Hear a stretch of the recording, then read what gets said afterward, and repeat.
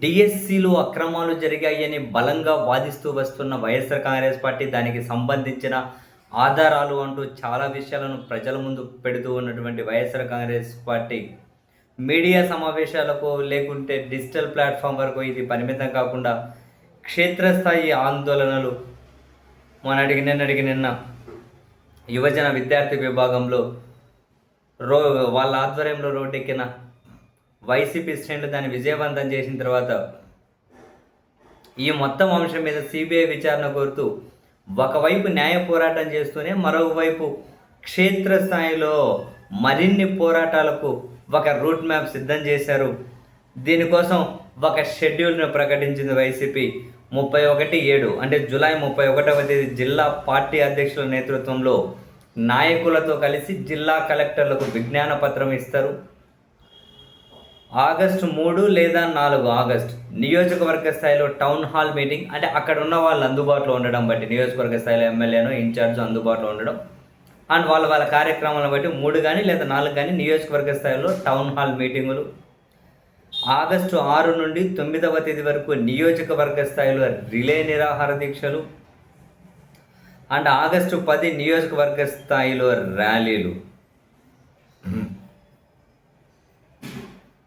So ఈ కార్యక్రమాలన్నింటినీ జయప్రదం చేయవలసిందిగా వైఎస్ఆర్ కాంగ్రెస్ పార్టీ కేంద్ర కార్యాలయం నుంచి ఒక ప్రకటన వచ్చింది.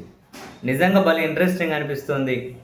ఎందుకంటే ఒకసారి దీని మీద నిజాలని జనం ముందుకు తెచ్చారు, దీని మీద ర్యాలీలు చేశారు, నిరసనలు చేశారు. కానీ అధికార పార్టీ వైపు నుంచి ఎదురుదాడి కనిపిస్తూ ఉంది. వైసీపీ లేవనెత్తిన ఏ ప్రశ్నకు సమాధానం కానీ ఏ అనుమానాన్ని నివృత్తి కానీ చేయకుండా రాజకీయ ఎదురుదాడికి పాలకపక్షం పరిమితం అయిపోయింది అని వైసీపీ అయితే జనాల్లోకి ఈ మెసేజ్ని కన్వే చేసుకుంటూనే అక్రమాలు జరిగే దాని మీద సిబిఐ విచారణ జరిపించి తీరాల్సిందే, దాని వెనక ఉన్న మొత్తం కల్ప్రిట్స్ అంతా బయటకు రావాల్సిందేనని చెప్పి రోడ్లెక్కి పెద్ద ఎత్తున నిరసన కార్యక్రమాలకు ప్లాన్ చేయడం